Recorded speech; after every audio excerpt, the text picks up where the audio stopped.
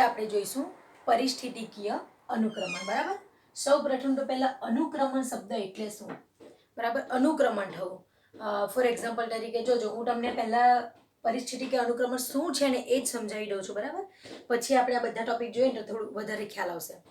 તો માની લો કે જ્યારે જીવનની શરૂઆત થઈ ત્યારે ડાયરેક્ટ જંગલો નહોતા, મોટા મોટા વૃક્ષો નહોતા. બરાબર. તો સૌ પ્રથમ એક જંગલનું નિવાસન તંત્ર એક્ઝામ્પલ લઈને તમને સમજાવ. તો માની લો કે એક તળાવ હોય તો તળાવની અંદર માની લો કે વનસ્પતિ પ્લવકો હતી. બરાબર. ધીરે ધીરે વનસ્પતિ પ્લવકોમાંથી તળાવની અંદર ઊંડાઈમાં માટી હતી. બરાબર. એની અંદર બધા પોષક દ્રવ્યો ભર્યા વગેરે વગેરે કરીને એની અંદર નિમગ્ન વનસ્પતિઓ ઉત્પન્ન થઈ. એ નિમગ્ન વનસ્પતિમાંથી ધીરે ધીરે તરતી વનસ્પતિઓ ઉત્પન્ન થઈ. તરતી વનસ્પતિમાંથી ધીરે ધીરે તળાવના કિનારે થતી વનસ્પતિઓ ઉત્પન્ન થઈ. ત્યાંથી ધીરે ધીરે ઝાડી ઝાકડાઓવાળી વનસ્પતિ ઉત્પન્ન થતી ગઈ અને ઝાડી ઝાકડાઓમાંથી ધીમે ધીમે ધીમે ધીમે જંગલનું નિર્માણ થયું. બરાબર. તો આ રીતે નાની નાનીમાંથી પછી મોટું આપણે જંગલનું સ્વરૂપ જોઈ શકીએ છીએ. આપણે વિચારીએ કે અત્યારે પૃથ્વી પર આજે બધા જે સમાજો છે, વનસ્પતિ સમાજ છે, પ્રાણી સમાજ છે, એ બધા કઈ રીતે સ્થાપિત થયા છે. બરાબર. શરૂઆતમાં તો નહોતું કે ડાયરેક્ટ જીવનની શરૂઆત થઈ એટલે મોટા મોટા જંગલોવાળું નિવાસન તંત્ર જોવા મળી ગયું કે પ્રાણી સમાજો જોવા મળી ગયા, એવું તો નથી. ધીરે ધીરે બધું નિર્માણ થયું છે. બરાબર. તો પહેલાંની જે વનસ્પતિઓ હતી ત્યાં કંઈ તેનાથી પ્રભાવી વનસ્પતિઓ જો આવશે અને આગળની વનસ્પતિઓનો નાશ થઈ જશે તો જે નવી વનસ્પતિ આવી એને અનુક્રમણ કર્યું કહેવાય. એ નવો સમાજ જે સ્થાપિત થશે એને અનુક્રમિત થયું આપણે એવું કહી શકીએ. બરાબર. ફોર એક્ઝામ્પલ તરીકે જોજો, આપણે જોઈએ પરિસ્થિતિકીય અનુક્રમણ. કેમ પરિસ્થિતિકીય શબ્દ નામ આપ્યું હશે? તો તમે જોઈ શકો છો કે પર્યાવરણ જે આજુબાજુનું હોય છે એ બદલાતું રહે છે. બરાબર. પર્યાવરણ કદી સ્થિર હોતું નથી.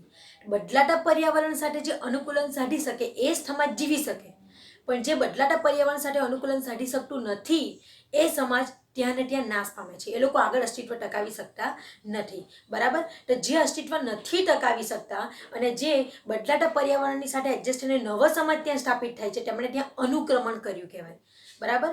તો અનુક્રમણ એટલે કે નવા સમાજનું સ્થાપન થવું અને ત્યાં જે આગળ કોઈ સમાજ હતો તેનું અસ્તિત્વ નાશ થઈ જવું. બરાબર. એને અનુક્રમણ થયું એવું આપણે કહી શકીએ. તો બદલાતા પર્યાવરણની સાથે નવા નવા સમાજો જેમ જેમ આવતા જાય છે તેને અનુક્રમણ શબ્દ આપણે યુઝ કરી શકીએ. ચલો, તો સૌ પ્રથમ હવે આપણે શરૂઆત કરીએ પરિસ્થિતિકીય અનુક્રમણ. બરાબર. તો જોજો, પર્યાવરણની બદલાતી પરિસ્થિતિઓની સાથે પર્યાવરણ બદલાયા કરે છે. બરાબર. પર્યાવરણ ક્યારેય સ્થિર હોતું નથી. પર્યાવરણની બદલાતી પરિસ્થિતિઓની સાથે તેમના બંધારણ અને રચનામાં સતત પરિવર્તન થયા કરે છે. તેમના બંધારણ અને રચનામાં એટલે કોના? તો વનસ્પતિ સમાજ હોય કે પ્રાણી સમાજ, એ દરેકના બંધારણ અને રચનામાં પણ પરિવર્તન થયા કરે. જો બદલાતા પર્યાવરણની સાથે વનસ્પતિઓ પોતાનું બંધારણ અને રચના ના બદલી શકે તો એ બદલાતા પર્યાવરણ સાથે એડજસ્ટ થઈ શકતી નથી અને એમનું અસ્તિત્વ ત્યાં ને ત્યાં નાશ થઈ જશે. અને એ બદલાતા પર્યાવરણ સાથે પોતાનું અસ્તિત્વ ટકાવી રાખવા માટે પોતાના બંધારણ અને રચનામાં સતત પરિવર્તન કર્યા કરતી હોય છે. બરાબર. આ પરિવર્તન શ્રેણીબદ્ધ અને ક્રમબદ્ધ હોય છે. એ પર્યાવરણ સાથે જે બદલે છે, પોતાનામાં જે બદલાવ લાવે છે, એ કે એકથી સાથે મોટો બદલાવ નથી આવી જતો. એ બદલાવ ધીમે ધીમે નાનો નાનો હોય છે, શ્રેણીબદ્ધ બદલાવ થાય છે. બરાબર. તથા ભૌતિક પર્યાવરણમાં થતા ફેરફારને સમાંતર હોય છે. એટલે એની અંદર જે બદલાવ થાય એ શ્રેણીબદ્ધ અને ક્રમબદ્ધ તો હોય જ છે, પણ એ બદલાતું જે આજુબાજુનું પર્યાવરણ છે એ પર્યાવરણની સાથે સમાંતર હોય છે. એટલે જેવું જેવું પર્યાવરણ બદલાય તેવો તેવો એનામાં નાનો નાનો શ્રેણીબદ્ધ અને ક્રમબદ્ધ ફેરફાર આવે. એટલે જેમ જેમ પર્યાવરણ બદલાય તેમ તેમ એનામાં શ્રેણીબદ્ધ અને ક્રમબદ્ધ ફેરફારો જોવા મળે. એટલે જે ફેરફાર છે એ બદલાતા પર્યાવરણને સમાંતર થાય છે. બરાબર. એવું કહેવા માંગે છે. આવો ફેરફાર છેવટે એક સમાજનું નિર્માણ કરે છે અને એ ફેરફાર થઈને એક સમાજ રચે છે. જેમ કે જંગલ સમાજ આવી ગયું. મેં તમને કીધું એમ કિનારા પર થતી વનસ્પતિઓ, પછી ઝાડી ઝાકડા, પછી ધીમે ધીમે બદલાવ આવીને બદલાવ થયું. વનસ્પતિ પ્લવકો હતું તેમાં બદલાવ થઈને નિમગ્ન વનસ્પતિ, તેમાં બદલાવ થઈને તરતી વનસ્પતિ, તેમાં બદલાવ થઈને કિનારા પરની, પછી ઝાડી ઝાકડા, પછી જંગલ. આમ કરીને બદલાવ થઈને શ્રેણીબદ્ધ અને ક્રમબદ્ધ ફેરફારો થયા. જોજો, ડાયરેક્ટ વનસ્પતિ પ્લવકોમાંથી ઝાડી ઝાકડા નથી આવી ગયા. બરાબર. એમાં ધીમે ધીમે શ્રેણીબદ્ધ અને ક્રમબદ્ધ ફેરફાર થયો. એટલે વનસ્પતિ પ્લવકોમાંથી નિમગ્ન વનસ્પતિ, એમાંથી તરતી વનસ્પતિ, એમાંથી કિનારા પરની વનસ્પતિઓ, એમાંથી ઝાડી ઝાકડા અને એમાંથી જંગલ. આમ શ્રેણીબદ્ધ અને ક્રમબદ્ધ પર્યાવરણ સાથે બદલાવ થતા ગયા અને છેલ્લે એક સમાજનું નિર્માણ થયું. કયા સમાજનું? જંગલ સમાજનું નિર્માણ થયું. બરાબર. તો આવો ફેરફાર છેવટે એક સમાજનું નિર્માણ કરે છે જે પર્યાવરણ સાથેના સંતુલનની નજીક હોય છે. જે પર્યાવરણનું જે સંતુલન હોય છે તેની સાથે તાલમેલ સાધતું હોય છે. બરાબર. તેને ચરમ સમાજ આપણે કહી શકીએ. એટલે કે તે સમાજ પછી સ્થાયી થઈ ગયો છે, પર્યાવરણના સંતુલનમાં આવી ગયો છે. બરાબર, એટલે જંગલ સમાજ જેમ નિર્માણ પામી જાય છે, એક સમાજ નિર્માણ પામે એટલે કે જંગલ જો નિર્માણ પામી જાય પછી પર્યાવરણ સાથે સંતુલનમાં આવી જાય છે. બરાબર, અને એ જે સમાજ હશે એને આપણે ચરમ સમાજ એવું કહી શકીએ. બરાબર, આમ આપેલા ક્ષેત્રમાં એટલે કે આપેલા વિસ્તારમાં જાતિના બંધારણમાં થતા ક્રમશઃ જાતિના બંધારણમાં ફેરફાર થયો ને એટલે કે વનસ્પતિની જાતિઓ છે, તો વનસ્પતિની જાતિઓમાં બંધારણમાં જે ક્રમશઃ અને ધારી શકાય તેવા ફેરફારો જે થયા એને આપણે કહીશું પરિસ્થિતિકીય અનુક્રમણ. તો આ છે પરિસ્થિતિ, એની અંદર ચરમ સમાજની ડેફિનેશન પૂછી શકાય. બરાબર, એટલે આ ડેફિનેશન બરાબર યાદ રાખવી, સમજ પડી જાય એવી છે વાર્તાની સાથે. ચલો, હવે આપણે પરિસ્થિતિ અનુક્રમણ જોયું કે વનસ્પતિ બદલાતા અનેક સમાજનું નિર્માણ કરશે. બરાબર, અનેક સમાજ અસ્તિત્વમાં આવશે. તો એનો મતલબ પરિસ્થિતિ અનુક્રમણને વનસ્પતિ આપેલી વિસ્તારમાં પોતાની બરાબર વસાહતો સર્જે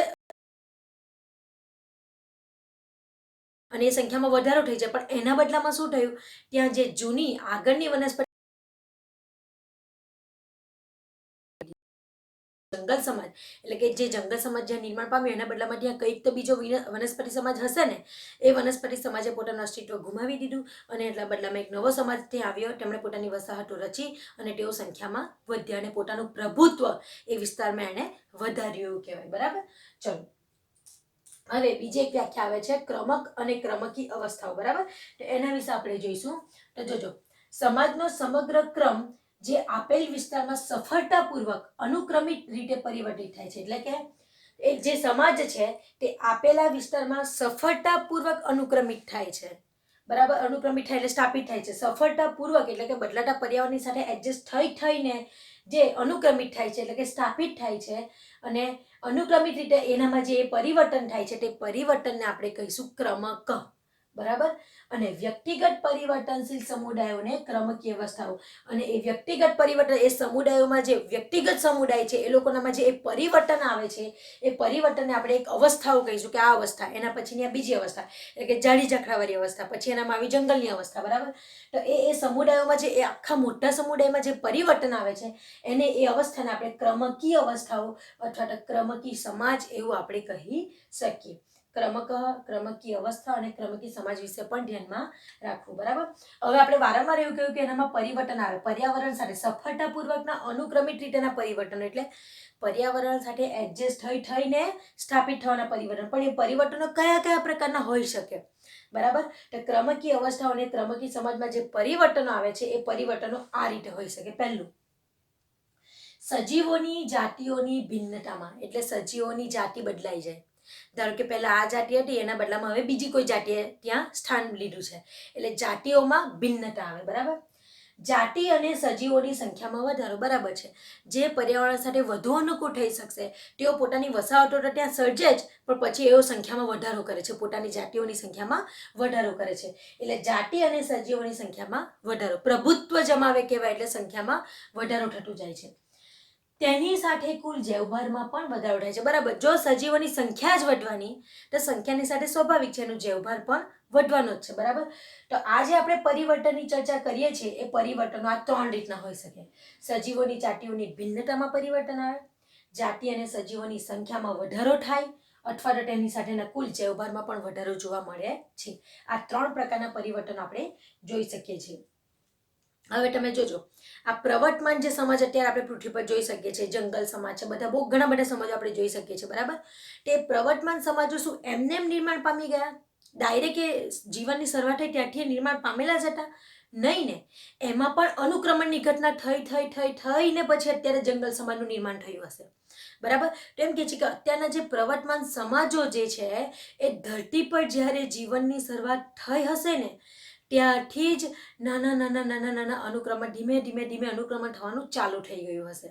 અને ઘણા લાખો વર્ષોના અનુક્રમણ પછી અત્યારે આપણને જે જંગલ સમાજ જોવા મળે છે એ અસ્તિત્વમાં આપણને આવેલું જોવા મળે છે. એટલે પ્રવર્તમાન સમાજ અત્યારે વર્તમાનના જે સમાજો આપણે જોઈ શકીએ છીએ એ જીવનની શરૂઆત થઈ ત્યારથી જ લઈને અનુક્રમણની પ્રક્રિયા શરૂ થઈ ગઈ અને હજારો લાખો વર્ષની પ્રક્રિયાઓ પછી અત્યારે આપણે સ્થિર થયેલા સમાજો જોઈ શકીએ છીએ. બરાબર, ચલો.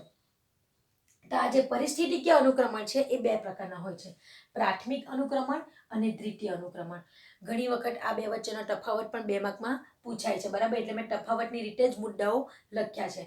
મેઇન આપણને પ્રાથમિક અનુક્રમણ અને દ્વિતીય અનુક્રમણ એટલે શું છે ને એ જ ખબર હોવી જોઈએ. તો જોઈએ સૌપ્રથમ પ્રાથમિક અનુક્રમણ એટલે શું. તો જોજો, જે જગ્યાએ તે શરૂ થાય છે એટલે કે જે જગ્યાએ પ્રાથમિક અનુક્રમણ થાય છે ત્યાં કોઈ સજીવ હોતા નથી, એટલે ત્યાં કોઈ પણ સજીવે અસ્તિત્વ ધરાવેલું હોતું નથી. ત્યાં કોઈ સજીવ શરૂઆત જ નહીં થયો હોય. બરાબર, કોઈ સજીવની એવો વિસ્તાર કે જ્યાં ક્યારેય પણ કોઈ સજીવનું અસ્તિત્વ રહ્યું જ ન હોય. એટલે પ્રાથમિક અનુક્રમણ એટલે એવા વિસ્તારમાં અનુક્રમણ થાય કે જ્યાં પહેલાં કોઈ જ સજીવ અસ્તિત્વમાં હતું જ નહીં, શરૂઆત જ નથી થઈ કોઈ સજીવની. એવી જગ્યા પર જો કોઈ અનુક્રમણ થાય, કોઈ વસ્તુ સ્થાપિત થાય, તો એને આપણે કહીશું પ્રાથમિક અનુક્રમણ. ફોર એક્ઝામ્પલ, ખુલ્લા ખડકો. આપણે જોઈએ છે કે જીવનની શરૂઆત થઈ એટલે ખુલ્લા ખડકો જ હતા, નથી જમીન પણ નથી તે સમયે. બરાબર, વનસ્પતિ તો દૂરની વાત રહી, એકાંગી, દ્વિઅંગી, ત્રિઅંગી, આવી રીતે ધીમે ધીમે વનસ્પતિઓ નિર્માણ પામી. પહેલાં તો ખુલ્લા ખડકો જ હતા પૃથ્વી પર. એ ખડકોમાંથી જમીન નિર્માણ પામી, ફળદ્રુપ જમીન. એ જમીનમાંથી ધીમે ધીમે ધીમે પછી નાની નાની એકાંગી, દ્વિઅંગી, ત્રિઅંગી, અનાવૃત, આવૃત, એવી રીતે ધીરે ધીરે ધીરે ધીરે હજારો લાખો વર્ષો પછી આપણે આવૃત અને અનાવૃત બધી મોટી મોટી વનસ્પતિઓ જોઈ શકીએ છીએ. બરાબર, તે શરૂઆતમાં જે અનુક્રમણ થયેલું પહેલું જ એને આપણે કહીશું પ્રાથમિક અનુક્રમણ. ફોર એક્ઝામ્પલ, આપણે કઈ કઈ વસ્તુને આપણે પ્રાથમિક અનુક્રમણમાં સમાવેશ કરી શકીએ. એટલે ખુલ્લા ખડકો, ઠંડો પડેલો લાવા. એ લાવા પણ જ્યારે ઠંડો પડ્યો ને ત્યારે પણ પૃથ્વી ઉપર કોઈ પણ વનસ્પતિનું અસ્તિત્વ હતું નહીં. નવસર્જિત તળાવ કે નવી એવી જગ્યાએ જ્યાં પહેલું તળાવ કે જળાશયો સર્જાયું હોય કે જ્યાં પહેલાં કોઈ જ સજીવ અસ્તિત્વમાં નહોતું, નહીં કોઈ વનસ્પતિ કે નહીં કોઈ પ્રાણી, કોઈ પણ ઇવન વનસ્પતિ પ્લવકો કે પાણી પ્લવકો પણ નહોતા. એવા સમયે જ્યારે શરૂઆત થઈ તળાવ કે જળાશયની, તો એ જે શરૂઆત એ જેનાથી બન્યું એ પ્રાથમિક અનુક્રમણથી આ વસ્તુઓનું નિર્માણ થયું એવું આપણે કહી શકીએ. ખુલ્લા ખડકો, ઠંડો પડેલો લાવા, નવસર્જિત તળાવ કે જળાશય એ જે બન્યા એ પ્રાથમિક અનુક્રમણ દ્વારા બન્યા એવું આપણે કહી શકીએ. અને બીજી એક વાત કે પ્રાથમિક અનુક્રમણની આ જે પ્રક્રિયા હોય ને બહુ જ ધીમી હોય છે. આપણે પ્રાથમિક અનુક્રમણ દ્વારા કોઈ નિર્માણ પામેલું જોઈ શકીએ તે હજારો લાખો વર્ષો પછી નિર્માણ થયું છે એવું આપણે સમજી જવું પડે. પ્રાથમિક અનુક્રમણની પ્રક્રિયા ખૂબ, જેમ કે આ તળાવ અને જળાશય નિર્માણ પામ્યું પ્રાથમિક અનુક્રમણ દ્વારા, તે હજારો વર્ષો પછી તળાવ અને જળાશય નિર્માણ પામ્યું હશે. એને નિર્માણ થવા માટે એટલા વર્ષો નીકળી ગયા હશે. બરાબર, ધીમી પ્રક્રિયા. એની કમ્પેરિઝનમાં આપણે દ્વિતીય અનુક્રમણ જોઈએ તો એવો વિસ્તાર કે જ્યાં હતા પણ કોઈ પ્રકારે નાશ પામી ચૂક્યા છે. એટલે દ્વિતીય અનુક્રમણ ક્યાં થાય? એવો કોઈ સજીવ ત્યાં હતું પણ કોઈક ને કોઈ જો જ આખો સજીવ એકી સાથે નાશ પામી ગયો અને એકી સાથે નાશ પામી પડી ગઈ, ભૂમિ ખાલી પડી ગઈ. એટલે સજીવો પહેલા હતા એ નાશ પામી ગયા. અનુક્રમણ થઈને કોઈ સજીવ પાછું અસ્તિત્વમાં આવે તો એને આપણે કહી શકીએ દ્વિતીય અનુક્રમણ. બરાબર, એટલા માટે એવું લખ્યું છે કે એવા વિસ્તારો કે જ્યાં પહેલા ક્યારેક સજીવ અસ્તિત્વમાં હતા પણ કોઈક પ્રકારે તેઓ બધા જ નાશ પામે નિર્માણ પામે છે તો એને આપણે દ્વિતીય અનુક્રમણ કહી શકીએ. એટલે પ્રાથમિક અને દ્વિતીયનો તફાવત ખબર પડી. આ છે કે જ્યાં પહેલા કોઈ સજીવો હોય જ નહીં ત્યાં થાય. જ્યારે આ અનુક્રમણ એવું છે કે પહેલા કોઈ સજીવો ત્યાં હતા પણ નાશ પામી ચૂક્યા છે કોઈને કોઈ કારણસર, પછી ફરી પાછું ત્યાં નિર્માણ પામે છે તો એને દ્વિતીય અનુક્રમણ કહી શકીએ. હવે એના એક્ઝામ્પલમાં આપણે જોઈએ તો પૂર્ણપણે ત્યજાયેલી ખેતીલાયક જમીન. એટલે પહેલા ત્યાં ખેતીવાડી થતી હતી પણ કોઈક ને કોઈક કારણોસર, જેમ કે આગ લાગી ગઈ હશે કે વનનો નાશ થયો હશે કે ભૂકંપ થયો હશે કે વોટએવર, કોઈ બી કોઈ કારણોસર ત્યાં સંપૂર્ણ ખેતીલાયક જે જમીન હતી તે નાશ પામી ચૂકી. બધી ખેતીનો નાશ થયો અને જમીન વેરાર પડી ગઈ ચૂક્યું છે અને જમીન વેરાન પડી ગઈ છે. હવે ફરી પાછું ત્યાં આપણે ખેતી કરીએ તો એને આપણે કહી શકીએ દ્વિતીય અનુક્રમણ. બરાબર, એટલા માટે લખ્યું છે પૂર્ણપણે ત્યજાયેલી ખેતીલાયક જમીન છે કે એને કાપી નાખવામાં આવ્યા છે થાય છે એટલે આપણે એને કહીશું દ્વિતીય અનુક્રમણ. અથવા તો પૂરથી પ્રભાવિત જમીન છે અને પૂરના કારણે ત્યાંનું સમાજો જે હશે એ નાશ પામ્યા છે અને ફરી પછી ત્યાં નિર્માણ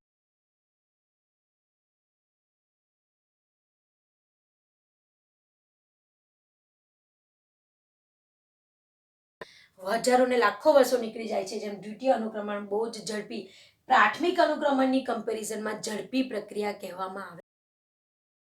હવે તમે જોજો, પ્રાથમિક અનુક્રમણ જે હતું ને એમાં પહેલા ખુલ્લા ખડકો જ હતા. તો માની લો કે ખુલ્લા ખડકો પર કેવી રીતે જમીનનું નિર્માણ થશે, બરાબર. તો પ્રાથમિક અનુક્રમણ દ્વારા ખુલ્લા ખડકો ઉપર જમીનનું નિર્માણ થશે. તો ખુલ્લા ખડકો હતા, બરાબર, ત્યાં ધીમે ધીમે ધીમે ફળદ્રુપ જમીનનું નિર્માણ થાય છે, પણ એ જમીનનું નિર્માણ થતાં ત્યાં હજારો લાખો વર્ષો લાગી ગયા છે, બરાબર. તો આપણે એવું કહી શકીએ કે પ્રાથમિક અનુક્રમણ થવા માટે ભૂમિ એક આવશ્યક પરિબળ છે, બરાબર. ભૂમિ કમ્પલસરી જોઈશે. એટલે ભૂમિ, પ્રાથમિક અનુક્રમણ માટે ભૂમિ હોવી જરૂરી છે, પણ ભૂમિનું નિર્માણ કોના પર થશે? તો ખુલ્લા ખડકો પર થશે. પણ ખુલ્લા ખડકો પર ફળદ્રુપ જમીન નિર્માણ તો થશે, પણ એના માટે કોઈક તો પરિબળ ભાગ ભજવશે ને, તો એ કયું? આબોહવાકીય પરિબળ, બરાબર. એટલે આપણે એવું વિચારવાનું કે પ્રાથમિક અનુક્રમણની શરૂઆત થવા માટે જમીન કમ્પલસરી જોઈએ, અને જમીન નિર્માણ ક્યાં પામશે? ખુલ્લા ખડકો પર. પણ ખુલ્લા ખડકો ઉપર જમીન એમને એમ નિર્માણ નથી પામી જતી. એ ખુલ્લા ખડકો ઉપર મહદઅંશે આબોહવાકીય પરિબળો અસર કરે. જેમ જેમ જેમ આબોહવા બદલાશે તેમ તેમ ધીમે ધીમે ધીમે ધૂળના રજકણો વગેરે ભેગું થઈને જમીનનું નિર્માણ કરશે. તેમાં બધા પછી પોષક તત્વો ઉમેરાશે, આમ ફળદ્રુપ જમીનનું નિર્માણ થશે. પણ એ જમીનનું નિર્માણ થતાં હજારો વર્ષો નીકળી જાય છે, બરાબર. જ્યારે દ્વિતીય અનુક્રમણમાં તમે જોજો કે કોઈને કોઈ પહેલા ત્યાં સમાજ હતું કે જો જંગલો પહેલા હતા પણ નાશ પામી ચૂક્યા છે, પૂરથી નાશ પામી ચૂક્યા છે, એટલે પહેલા ત્યાં હતું જ. એટલે માટી અને અવસાદન ઓલરેડી ત્યાં હાજર જ હશે દ્વિતીય અનુક્રમણમાં. પ્રાથમિક અનુક્રમણમાં તો માટી હતી જ નહીં, જમીન હતી જ નહીં, પણ દ્વિતીય અનુક્રમણમાં જમીન હશે આગળથી. કેમ? કેમ કે ત્યાં ઓલરેડી સમાજ હતું પણ તે નાશ પામી ચૂક્યું છે, એટલે ત્યાં માટી અને અવસાદન તો ઓલરેડી હાજર જ હશે. એટલે પોષક તત્વો પણ જમીનમાં હાજર જ હશે. એટલે બીજી વખત જે સમાજ સ્થપાવવાનું છે એ ફટાફટ નિર્માણ પામી જશે. કેમ કે એના માટે જમીન રેડી છે, એના માટે અવસાદન બધા રેડી છે, એના માટે ફળદ્રુપ જમીન પણ રેડી છે. એટલા માટે દ્વિતીય અનુક્રમણ ઝડપી થશે. કેમ? કેમ કે જમીન અવેલેબલ છે, જ્યારે અહીંયા તો જમીન પણ અવેલેબલ નથી, બરાબર. એટલે પ્રાથમિક અનુક્રમણ આ રીતે ધીમી પ્રક્રિયા છે, જ્યારે દ્વિતીય અનુક્રમણ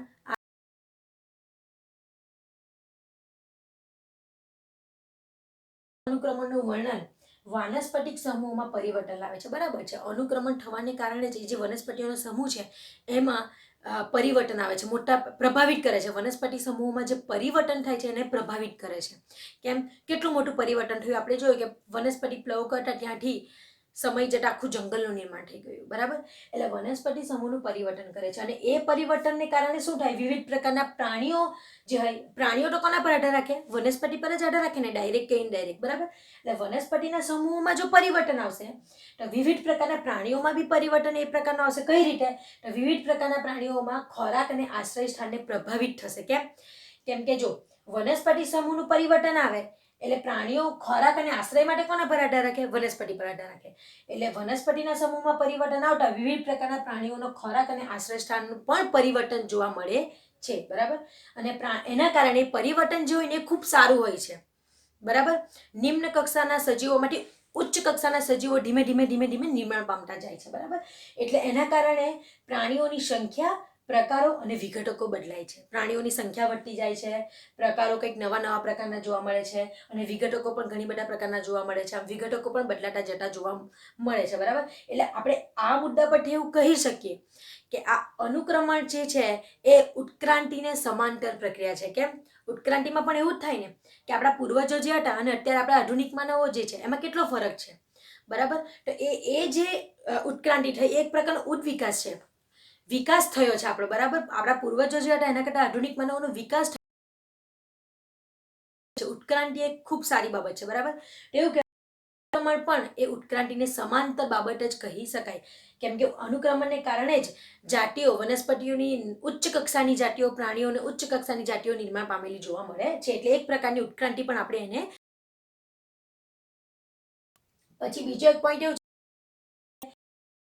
છે, જો આ પ્રાથમિક અને દ્વિતીય અનુક્રમણને કુદરતી રીતે કે માનવની કોઈ પ્રકૃતિ, એટલે કે આગ લાગે, વન નાશ થઈ જાય, એની ખલેલ દ્વારા જો કોઈ નવી સ્થિતિનું નિર્માણ થાય છે. એટલે એવું કહેવા માંગે કે પ્રાથમિક અને દ્વિતીય અનુક્રમણ જે છે એના પર કુદરતી રીતે કાં તો માનવો દ્વારા, એટલે કે આગ લાગી જાય કે વનનાશ થાય વગેરે દ્વારા આપણે એની સ્થિતિમાં બદલાવ કરી દઈએ છીએ અનુક્રમણમાં. એટલે જે સ્થિતિ ત્યાં હતી, જે સમાજ ત્યાં નિર્માણ પામેલો છે તેનો આપણે નાશ કરી દઈએ છીએ અને એના બદલામાં ઉચ્ચ, એનાથી પણ સારી કક્ષાની વનસ્પતિ જાતિઓનું ત્યાં નિર્માણ થયેલું જોવા મળે છે. એટલે કે પહેલાં જે સ્થિતિ હતી એ બદલાઈ જાય છે, એના કરતાં કોઈક નવી સ્થિતિનું નિર્માણ થાય છે. એટલા માટે લખ્યું છે કે નવી સ્થિતિનું નિર્માણ થાય છે અને નવી સ્થિતિનું નિર્માણ થાય એટલે નવી જાતિ ત્યાં વિકાસ પામે છે. બરાબર, નવી જાતિ વિકસે છે અને અન્ય જાતિ જે પહેલા જાય છે. ફોર એક્ઝામ્પલ, તો માની લો કે તળાવના કિનારે એક માર્સેલિયા નામની વનસ્પતિ થયેલી છે. એ માર્સેલિયા નામની વનસ્પતિ એ તે સમયે ત્યાંનું જે પર્યાવરણ છે તેની સાથે ખૂબ જ અનુકૂળ છે. એટલે માર્સેલિયા વનસ્પતિએ પોતાનું પ્રભુત્વ ત્યાં જમાવી દીધું. એ ત્યાં સંખ્યામાં પણ વધતી ગઈ. ધારો કે આટલા તળાવના કિનારે આટલા એરિયામાં માર્સેલિયા હતી, તે માર્સેલિયાને ત્યાંની પર્યાવરણની પરિસ્થિતિ સાથે બરાબર અનુકૂળ એરિયા વધાર્યો. જેમ જેમ એરિયા વધાર્યો એટલે માર્સેલિયાએ તે એરિયામાં પોતાનું પ્રભુત્વ જમાવી દીધું. બરાબર, હવે આવી રીતે 1-2 વર્ષ નીકળી ગયા, પણ 1-2 વર્ષ પછી પર્યાવરણ બદલાઈ ગયું. હવે પર્યાવરણ જેવું બદલાયું, એ બદલાતા પર્યાવરણ સાથે એ માર્સેલિયા નામની જે વનસ્પતિ છે એ પોતાનું અનુકૂલન સાધી શકી નહીં. એ બદલાયેલું પર્યાવરણ એને માફક આવ્યું નહીં. માફક તો ના જ આવ્યું, પણ એ પોતાનામાં પણ પરિવર્તન ના લાવી શકી. એ જે બદલાયેલું પર્યાવરણ છે એની સાથે એડજસ્ટ થવા માટે એણે પોતાની અંદર પોતાના બંધારણ અને રચનામાં જે ફેરફાર પરિવર્તન કરવું જોઈએ એ એનાથી પોસિબલ થયું નહીં. એટલે બદલાતા પર્યાવરણ સાથે અનુકૂલન સાધી શકી નહીં. એના બદલામાં એ જે પર્યાવરણ બદલાયું છે એની સાથે જે બરાબર અનુકૂલન પામશે એવી કોઈક નવી જાતિ ત્યાં આવે છે. એ માર્સેલિયા જે એરિયામાં છે એ એરિયામાં માર્સેલિયા પોતાનું અસ્તિત્વ નહીં ટકાવી શકવાની. કેમ કે એને પર્યાવરણ માફક ના આવ્યું, પ્લસ એ પોતાનામાં પરિવર્તન પણ ના લાવી શકે. એટલે ત્યાં માર્સેલિયા જે વનસ્પતિ હતી તે પોતાનું પ્રભુત્વ એમનું ઘટવા માંડી ગયું અને તેમનું અસ્તિત્વ ધીમે ધીમે ધીમે ધીમે નાશ થવા માંડ્યું. એટલે માર્સેલિયા નામની વનસ્પતિઓ મરવા માંડી. બરાબર, હવે એ જે પર્યાવરણ બદલાયેલ છે એ પર્યાવરણ કોઈ બીજી પોલીગોનમ નામની વનસ્પતિ છે, એને એ બદલાયેલું પર્યાવરણ ખૂબ જ માફક આવે છે. એટલે માની લો કે પોલીગોનમે એ માર્સેલિયાની જગ્યા પર એન્ટ્રી મારી. બરાબર, હવે પોલીગોનમ નામની જે વનસ્પતિ છે એને બદલાયેલું પર્યાવરણ બહુ જ અનુકૂળ આવે છે. એટલે પોલીગોનમ હવે ધીરે ધીરે ધીરે પોતાની સંખ્યામાં વધારો કરશે અને પોતાનો એક આખો સમાજ ત્યાં ઊભો કરી દેશે સંખ્યામાં વધારો કરીને. એટલે શું થયું? અનુક્રમણ થયું. કોણે? નવી જાતિનું અનુક્રમણ થયું. કોનું? પોલીગોનમ નામની વનસ્પતિનું નવી જાતિનું ત્યાં અનુક્રમણ થયું. એ અનુક્રમણ થવાને કારણે પહેલાં ત્યાં જે વનસ્પતિ હતી માર્સેલિયા, તેમણે પોતાનું અસ્તિત્વ ગુમાવી દીધું, નાશ કરી દીધું અને એના બદલામાં નવી જાતિ અસ્તિત્વમાં આવી. તેમણે ત્યાં વસાહત રચી, પોતાની સંખ્યામાં વધારો કર્યો અને એ એરિયામાં પોતાનું પ્રભુત્વ જમાવી દીધું. આમ જૂની જાતિ નાશ પામે છે અને નવી જાતિનું જે અસ્તિત્વ આવે છે એ ઘટનાને આપણે એવું કહી શકીએ કે અનુક્રમણ થયું. પણ અનુક્રમણ શેના કારણે થયું? પરિસ્થિતિ બદલાઈ. કોની? પર્યાવરણની પરિસ્થિતિ બદલાઈ. એટલે પર્યાવરણની પરિસ્થિતિ બદલાવાને કારણે અનુક્રમણ થયું છે.